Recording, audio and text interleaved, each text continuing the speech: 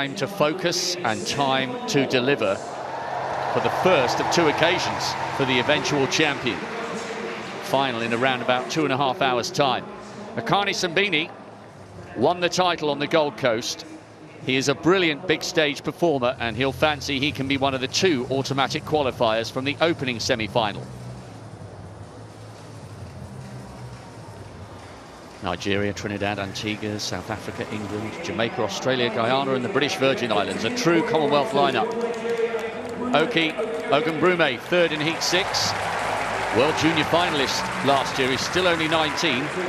Now to a World Junior bronze medalist over the 1 and the 2. Eric Harrison Jr. for Trinidad, the national champion. He's in 2. CJ Green, Pan American bronze medalist for Antigua. He was third in Heat 9 with 10.16. Looks like he's coming back to some decent form. This guy can never be written off.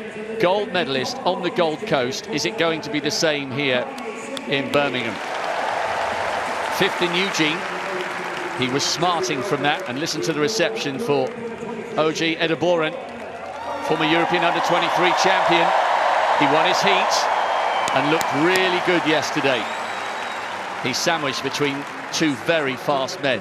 He's a lot taller than Conroy Jones, but the young Jamaican broke his PB in the heats of his national championship, 10 seconds on the nose. He's got Rowan Browning, Olympic semi-finalist, next to him for Australia. They call him the Flying Mullet.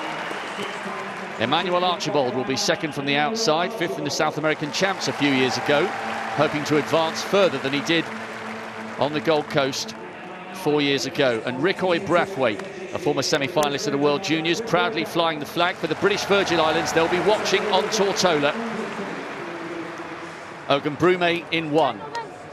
Nigeria, Harrison Jr. Trinidad in 2, Green, Antigua and Barbuda in 3, Simbine, defending champion, South Africa 4, Edeboren, England in 5, Jones, Jamaica in 6, best form of his young career so far, Browning, Australia 7, Archibald, Guyana in 8, and Brathwaite, British Virgin Islands, nearest the camera in lane 9.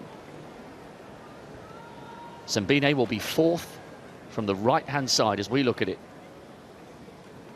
He is such a great big stage performer, but this needs full focus and concentration. Hasn't been a perfect season for the South African. He wants a chance to successfully defend that title. Top 2 coming back for the showdown later on this evening. Packed here in Birmingham.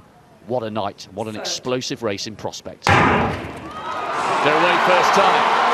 Simbine's got a little bit to do. He's being put under pressure by Green, and now the defending champion beginning to come away.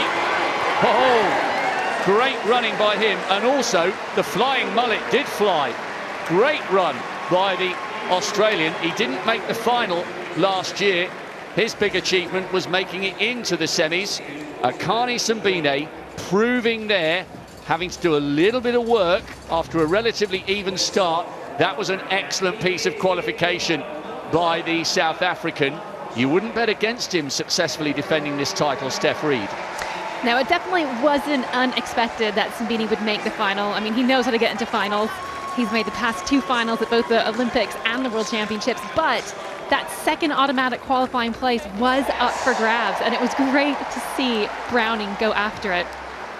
Now, the start in 100 meters, it is important, but not necessarily the reaction time, but it's how it sets you up for that acceleration, and you can see both Simbine and Browning really got that part of it right. Now, Browning has yet to go sub 10, and maybe a global final is all that he needs to do that.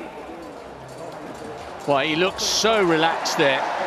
He had to work quite hard. It wasn't a blistering start from the defending champion, but when he got up into his running, he was very good value indeed. A little improvement. He was first in Heat 2 yesterday in 10.10.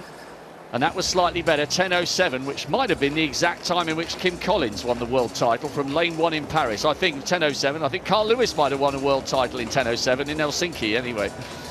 10.07, the winning time for Akani Simbine. The defending champion is 1 race away from a successful title defence, and Browning will join him. Edeboren at 10.30.